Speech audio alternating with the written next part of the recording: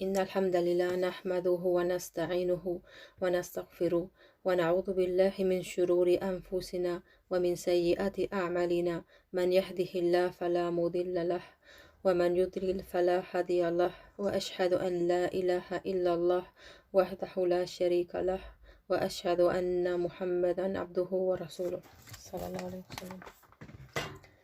السلام عليكم ورحمة الله وبركاته. En el audio anterior nos habíamos quedado en la aya 178, en la parte donde Allah subhanahu wa ta'ala dice فَمَنْ عُوفِيَ لَهُ مِنْ أَخِيهِ شَيْءٌ.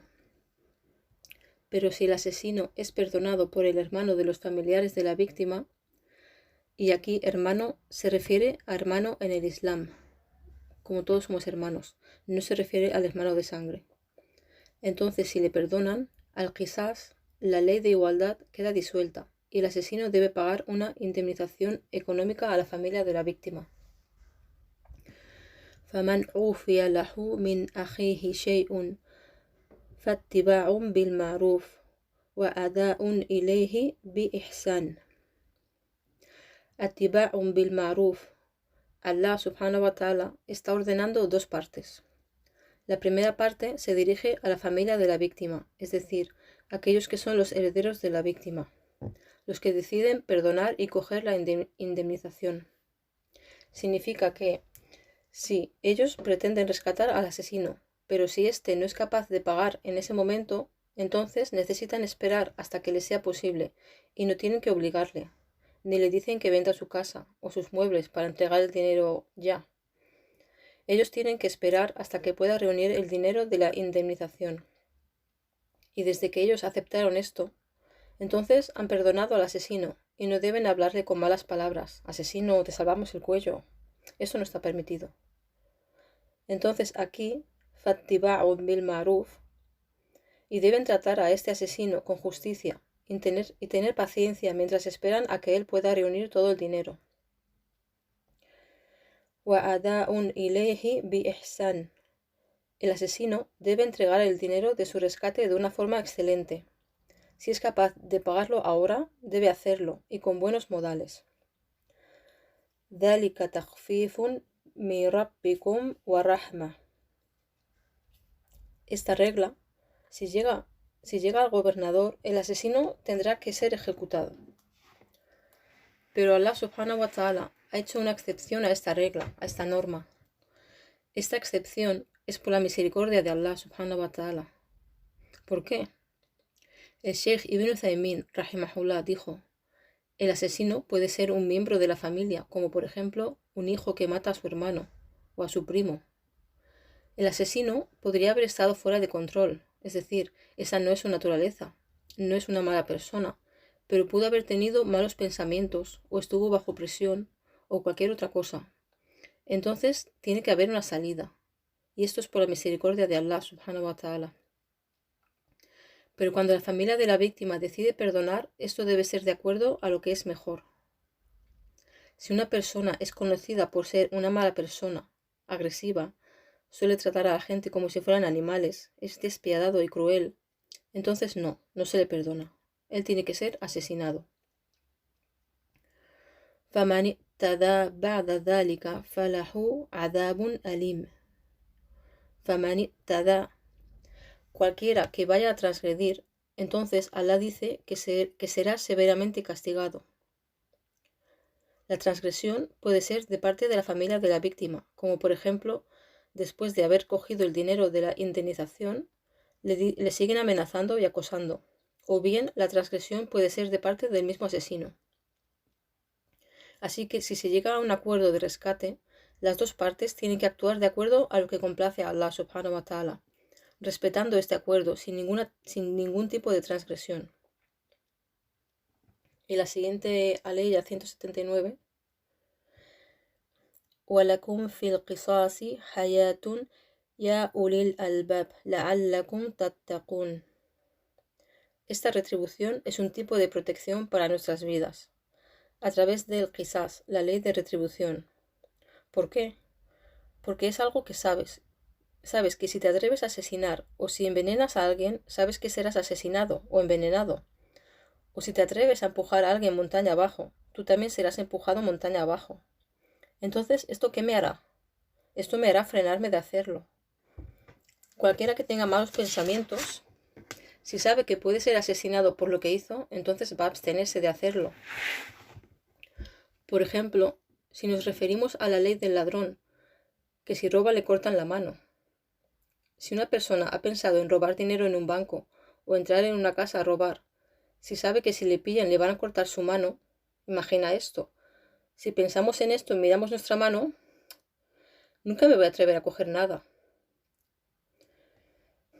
Pero ¿qué pasa si cogen a este ladrón y luego le dan 6 meses de prisión? Pensión completa, compañeros, amigos, deportes, libros, desayuno y almuerzo. ¿Entonces qué? 6 meses. Pero cortar una mano, cortarle su mano. Él seguro que se va a abstener de robar nada. Esto va a proteger a la gente. Va a proteger su dinero, sus vidas. Subhanallah. Allah dice, وَلَكُمْ فِي الْقِصَاصِ حَيَاةٌ يَا أُولِي الْأَلْبَابِ لَعَلَّكُمْ تَتَّقُونَ. Esta ley al-Qisas, la retribución, salva y protege nuestras vidas, pero no cualquiera va a entender esto. Aquellos que tienen el intelecto correcto, los que usan su mente de forma correcta, entenderán la sabiduría y la misericordia detrás de la legislación de Allah subhanahu wa ta'ala. Por eso el Sheikh Ibn Uthaymin rahimahullah dijo, algunas veces la gente dice, mirando a la legislación del Islam, oh, cortar la mano, lapidarlos con piedras, esto es demasiado, es un castigo muy duro. Y decimos, no, reflexiona y piensa. Luego encontrarás que esto nos está salvando, me salva de ser un ladrón y protege a la comunidad del daño de los ladrones. La'allakum tattaqun, para que podáis adheriros a las órdenes de Allah en obediencia y absteneros de sus prohibiciones para ser merecedores de su castigo, para no ser merecedores de su castigo, perdón. Y la siguiente aleya 180. Kutiba alaykum idha hadara ahadakumul maut in taraka khayran il wasiyya للوالدين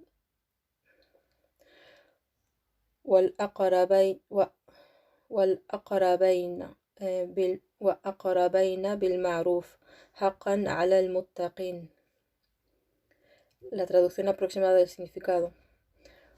Os está prescrito, cuando la muerte se acerque a cualquiera de vosotros, si deja khairan, riqueza, que haga un testamento, al-wasiyya, que haga un testamento a favor de los padres y parientes más cercanos, de acuerdo con las costumbres más razonables, bil ma'ruf. Esto es un deber del muttaqin, los piadosos. El Sheikh Ibn Uthaymin dijo que algunos eruditos dijeron que esta aleya fue reemplazada por otras aleyas, las aleyas del miraz, que hablan acerca de la herencia. El Sheikh Ibn Uthaymin dijo, no, desde que eres capaz de combinar el hadith y la aleya, entonces no hay que decir que ha sido reemplazada. La aleya sigue siendo válida. ¿Cuándo es esto? ¿Qué pasa si un musulmán tiene padres no musulmanes?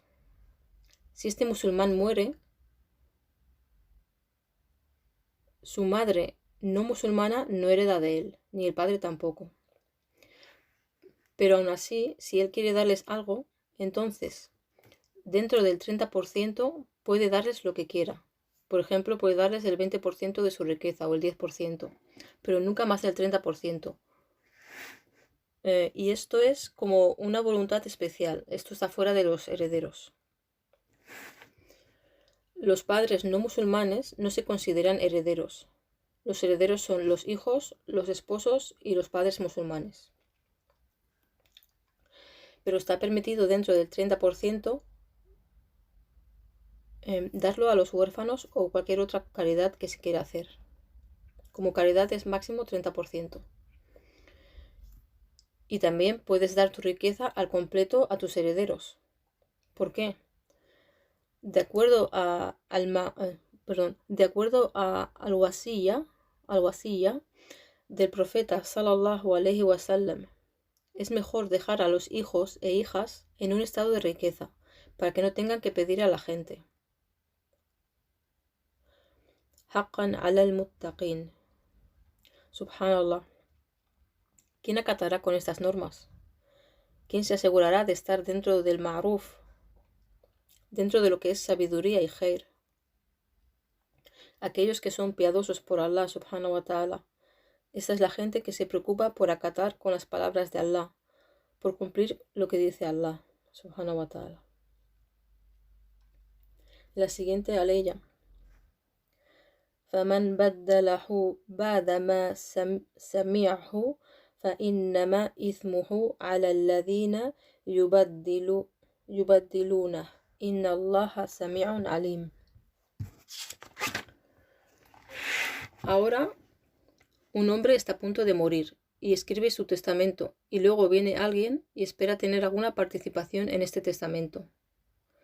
Este testamento puede ser oral o escrito, y oral es con testigos. Así que ellos cambian lo que dijo la persona que está muriendo, o pueden esconder el papel que escribió como testamento y escribir otro diciendo que es de esta persona.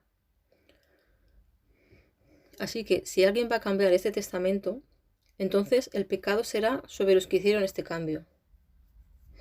Por ejemplo, si el testamento dice que toda la riqueza está destinada únicamente a los herederos, sin ninguna caridad especial, y ellos van y dicen que escucharon decir a la persona que hace el testamento que el 30% de su riqueza era para este y aquel, entonces esto es extremadamente pecaminoso. Y es por esto que Allah dice, Inna Allaha sami'un alim. Ciertamente Allah es el que todo lo oye y todo lo sabe. Cuando encontramos el nombre de Allah, As-Sami'u, de acuerdo al contexto, Sami'u, perdón por la pronunciación, aquí significa que Allah está al corriente, está informado, oye las voces. As-Sami' puede venir como un tipo de apoyo, como si Allah dice, te voy a apoyar, no te preocupes. Y el tercer significado de Sami'u es lo que decimos cada día en nuestras oraciones. Sami Allahu liman hamida. Allah responde nuestra súplica.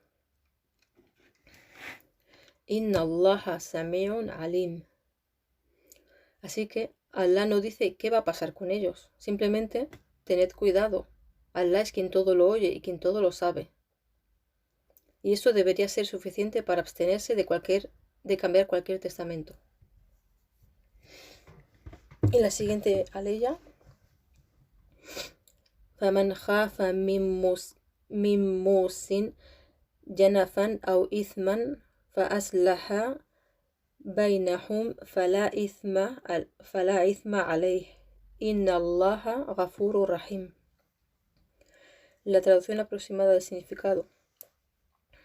Pero quien teme del testador, es decir, el que hace el testamento, quien tema algún acto injusto o algo ilegal, entonces hace las paces entre las partes involucradas. Si se hace las paces entre las partes involucradas, no habrá ningún pecado en él. Ciertamente, Allah es el indulgente, misericordioso.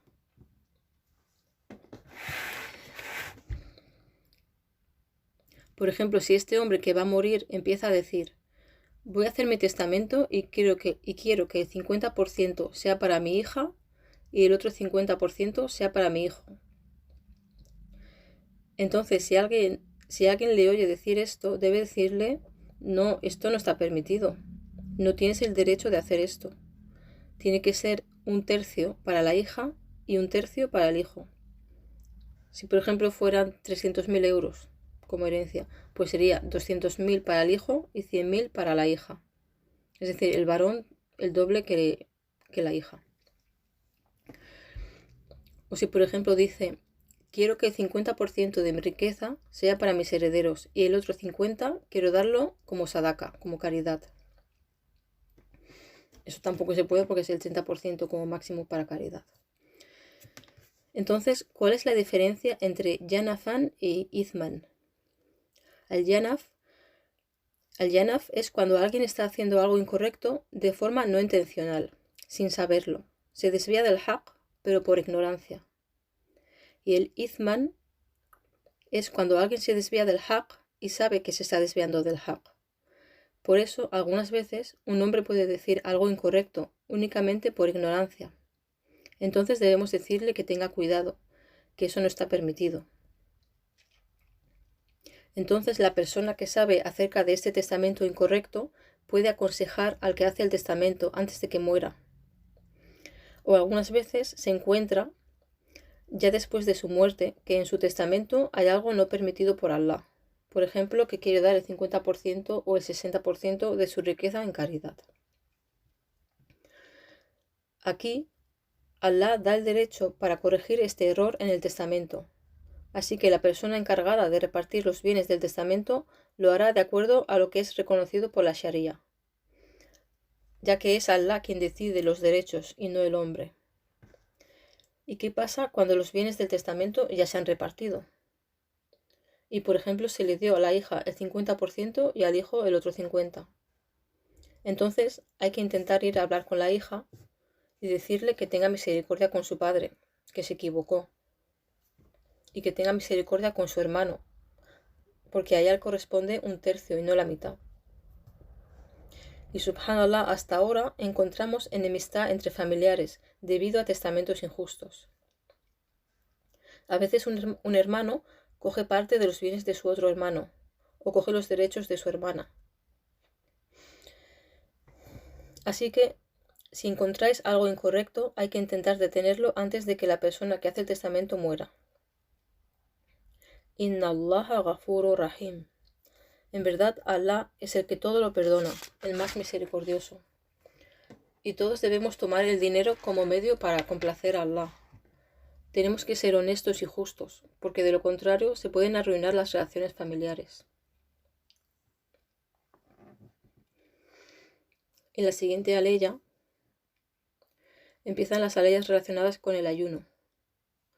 Allah subhanahu wa ta'ala dice: Ya ayyuhalladhina amanu kutiba alaykum as-siyamu kutiba alaykum as-siyamu kama kutiba ala alladhina min qablikum. Oh vosotros que creéis, el ayuno se os ordena al igual que se le ordenó a los que os precedieron. Y ese ayuno no era igual que el ayuno de nuestros días, como encontramos en la Sura Maryam.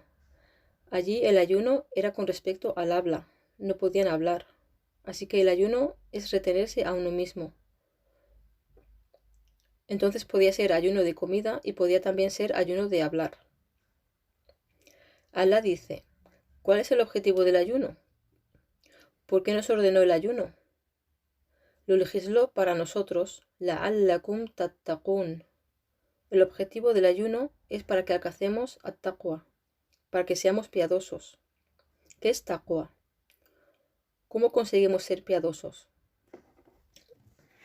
La mejor explicación de ser piadoso o de taqwa es actuar de acuerdo a los mandatos de Allah y abstenerse de lo que Allah ha prohibido, ambos de acuerdo a las pruebas. ¿Por qué? ¿Por qué actuamos? ¿Y por qué nos abstenemos? Es con el objetivo de la recompensa de Allah.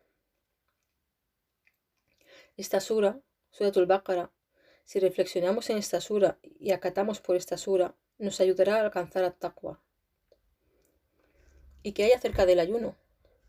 El ayuno nos enseña a abstenernos de lo que es halal, la comida, la bebida, las relaciones maritales. Abstenernos de lo que es halal. Nos enseña a abstenernos de algo que Allah nos dice que ahora no está permitido. Nos enseña a ser pacientes. Nos enseña a decir no. No haré esto o no diré esto. Como si decimos: no voy a comer esto ahora. Lo comeré luego cuando llegue la hora del Maghrib. Mientras ayunamos tenemos este muraqaba. Estamos velando por Allah, sabiendo que nadie puede saber si estoy ayunando o no, excepto Allah subhanahu wa ta'ala. Nadie puede saberlo. Si estoy haciendo wudú y bebo algo de agua, nadie puede saberlo. Pero tú te aseguras de no tragar ni una gota de agua. Subhanallah, ¿lo ves? Y esto es muy importante, porque es algo que repara el corazón y enseña al corazón a velar por Allah subhanahu wa ta'ala.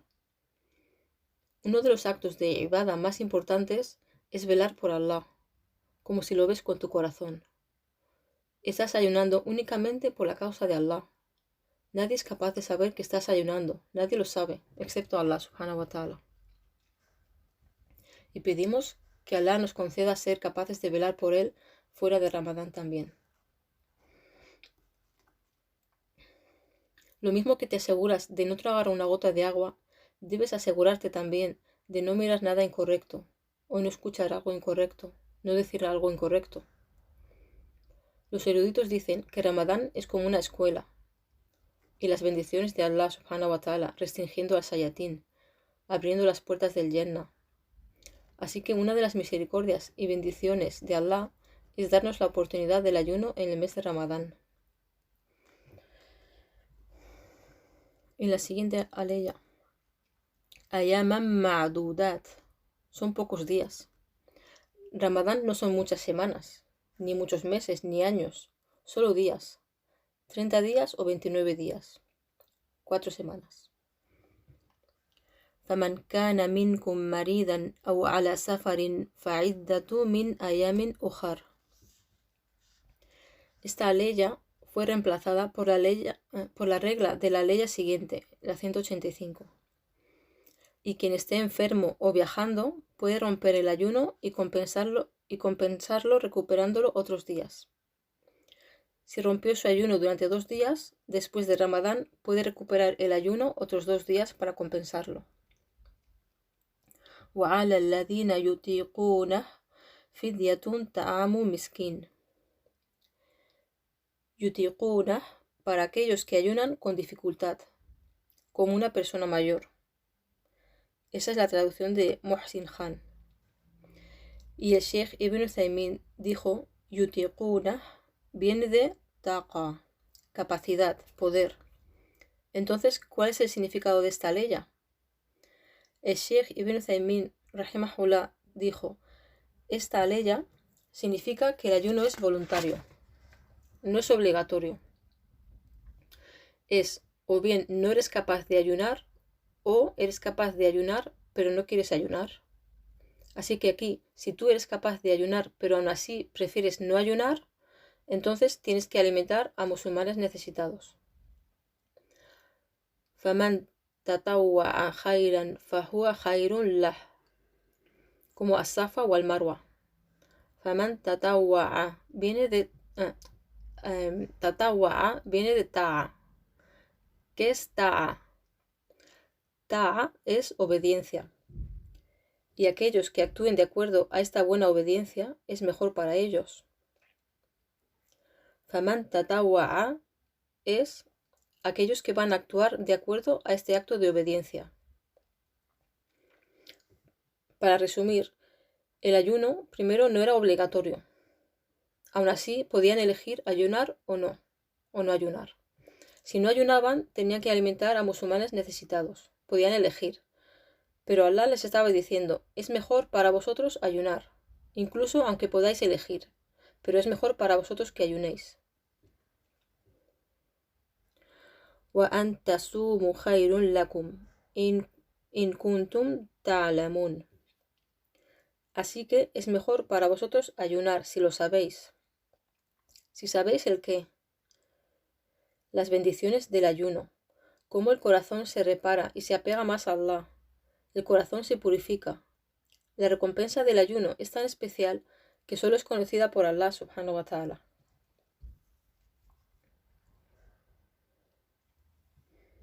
Y luego la ley 185.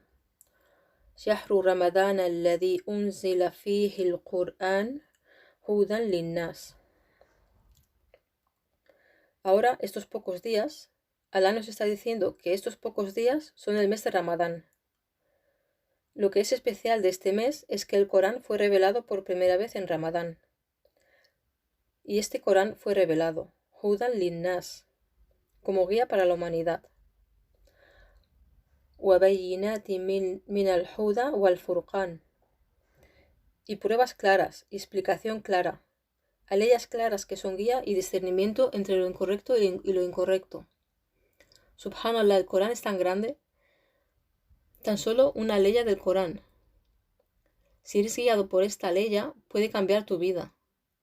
Una ley es capaz de cambiar nuestra vida a mejor. Y cuando hablamos de cómo estar contentos, y Allah nos cuenta en este Corán que todo está escrito en la tabla protegida, para que no nos lamentemos de lo ocurrido en el pasado y no estemos tristes o decepcionados. Por eso no decimos, si hubiera hecho esto o lo otro. No, ya estaba escrito. Ya está, alhamdulillah, Allah lo quiso así y no puedo cambiar lo que ha pasado. Alhamdulillah, la kulli hal. Y mira cuántas aleyas tenemos en el Corán y pueden hacer maravillas. Subhanallah.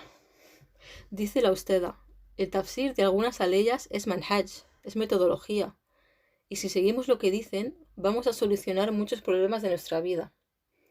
A veces una sola ley, subhanallah. Faman shahida minkum shahra falyasum. Y aquí, cualquiera que esté vivo y entre el mes de Ramadán, falyasum, que ayune. Entonces, ahora el ayuno se vuelve obligatorio. Ya no es opcional.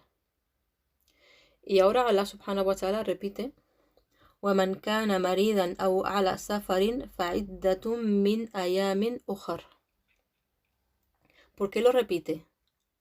El Sheikh Ibn Uthaymin dijo, la regla sobre el ayuno cambió, porque ya no fue opcional. Pero aunque se volvió obligatorio, aquellos que estaban enfermos o de viaje, Allah les permitió romper el ayuno y compensarlo en otros días. Entonces repitió esta parte de la haya para que nadie pensara que por haber cambiado la regla del ayuno a obligatorio ya no iban a tener esa forma de compensación cuando estaban enfermos o de viaje. Y decía la Usteda, ahora tenemos que entender esta palabra. Faman kana maridan aw ala safarin. Maridan. Bueno, ¿cuál es la enfermedad?